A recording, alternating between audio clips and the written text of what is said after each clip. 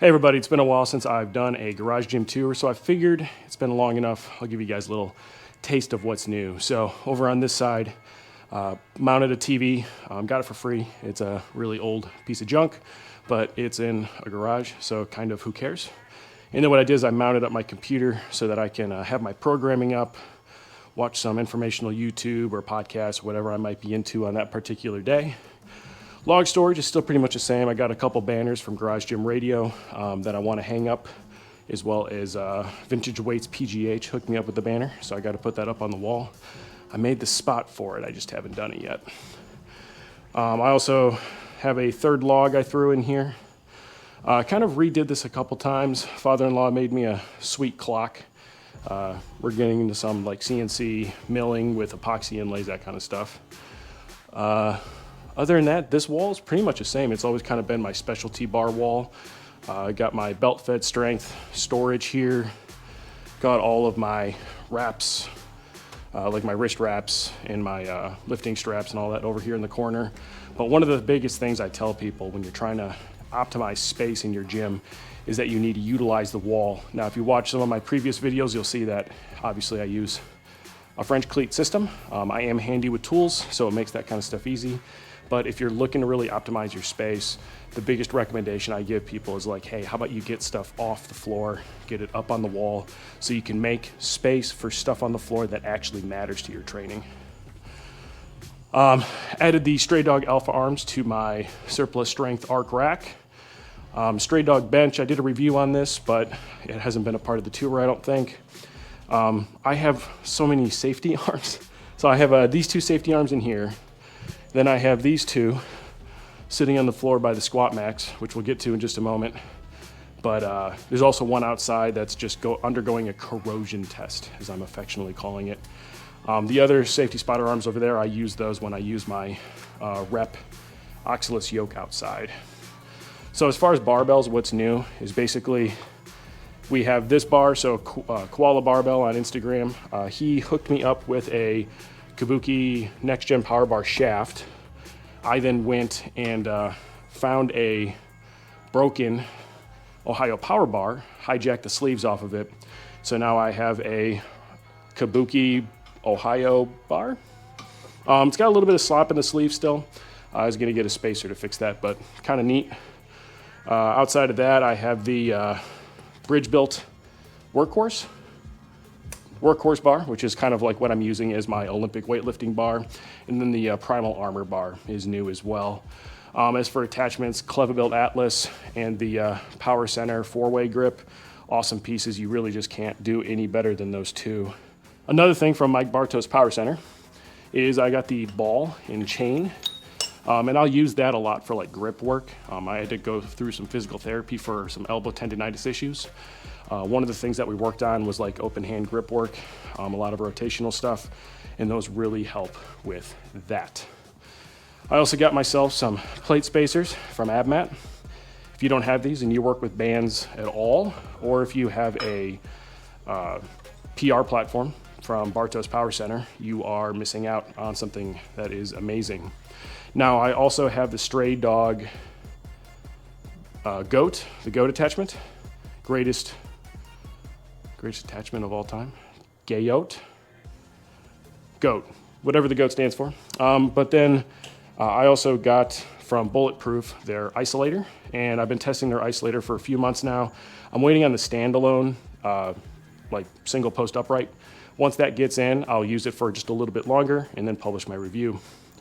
For farmers, I finally was able to upgrade my handles. I went with Black Widow. I met them at Home Gym Con in 2023. And basically, after talking with Dean, these are going to be the handles that we use in the Home Gym Con 2024 Strongman competition. So that's super exciting. But over on the wall, we also have like the AbMat log crash cushions, the isolator. Now, one of the things with the isolator, forgive the darkness here, but the isolator does take up a bit of storage space on my ARC storage rack. But I've got my bands, my ropes, I have my PR platform disassembled and stored upright just to get it out of the way. Space is a premium. Get it up on the wall or get it up on a storage rack. Sand dune stepper, all that kind of stuff. The Havoc triads, which I love these things. These are the adjustable triads. I keep all of my plates over on the wall. I can go up to like 70 pounds per handle, I think, with what I have right now. Really love those, absolutely awesome. And then of course some other grip work, hand dynamometer. I've got a seat pad for if I'm doing like chest supported rows on safety arms, or sometimes if I just want to sit down on my safety spotter arms, I'll throw that seat on there. My bug salt gun, which I got from my neighbor, kind of as a joke, but I use it quite a bit to the point where I actually keep it right there on the shelf. Then I got these. I use these for when I'm doing deficit deadlifts. These are the size of my foot, so I stand on those and they fit inside the PR platform or not inside the PR platform, but either way they work well. And then down here I've got my overflow surplus strength bumpers. Those are absolutely money. Then I've got my hip thrust attachment for my squat max, of course my circus dumbbells, and then kind of like the Mike Bartow shelf. So I've got the dead sled, the circus dumbbell, and then the stone of steel. A lot of stuff I had before. But yeah, so working our way back in. So what I did is I left kind of a small walkway right here. And then this is where I put a lot of my stuff that I don't necessarily need to have 360 access to. Now, if you talk to people that do professional gym builds, forgive the train in the background, for people that like build collegiate areas, they'll tell you need like 36 inches of space or 30 inches of space in between pieces of equipment. A lot of the reasons that you need that is because you got multiple people working on. So now that you can hear me over the train, the reason you need that 30 to 36 inches of space is so that an adult human can walk around the equipment while somebody else is using it. Now, I would argue that for most garage or home gym settings, having space around equipment is still important, but it's not as important, especially with certain pieces. And that's where I really benefit from this unlevel portion of my gym. Basically, what I did is I have my squat max butted right up against here, and I have it positioned this way on purpose. It's positioned this way, one, because when the garage door is all the way up, I can still stand completely upright underneath the garage door, because obviously it opens and kind of cuts the ceiling down. So I still fit there. And two, because that portion of my platform is sloped, and I would rather use the transformer pin with that to kind of translate the load backwards a little bit than to stand to where my right leg is higher than my left or left higher than right, if you catch my drift. And then where I was talking about with that space, what you don't need is the space between the squat max and then this equipment guy's branded GHD. I got this, I'll be doing a video specifically on this, but I got this GHD basically for free.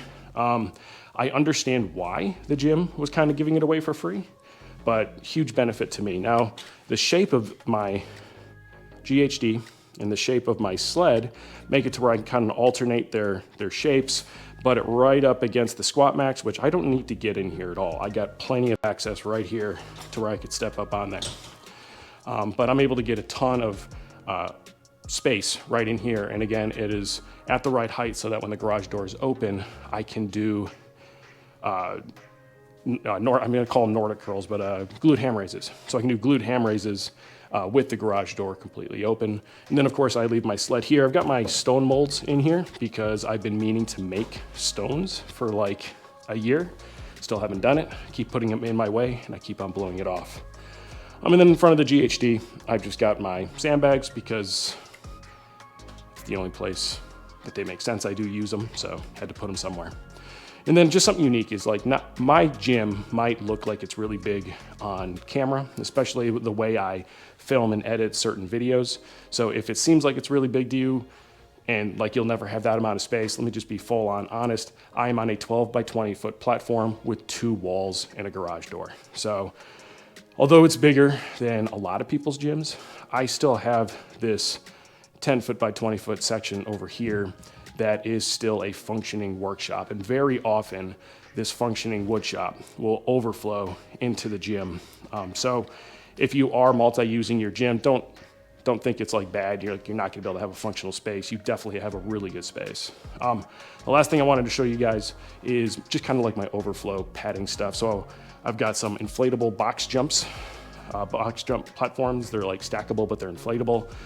They work oddly well, kind of weird. But then I've got the Atlas Stone return roller, and then some Titan Fitness crash mats, which I'm really hoping to replace with some AbMat ones later this year.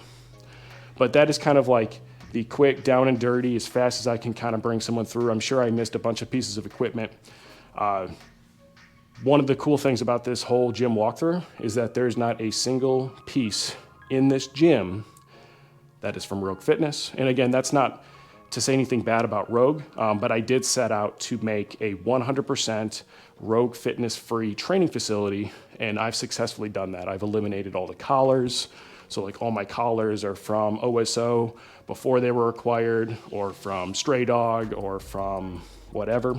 But all my collars, even all my barbells, all my, rollers, attachments, everything. There's nothing in this gym that is from Rogue Fitness.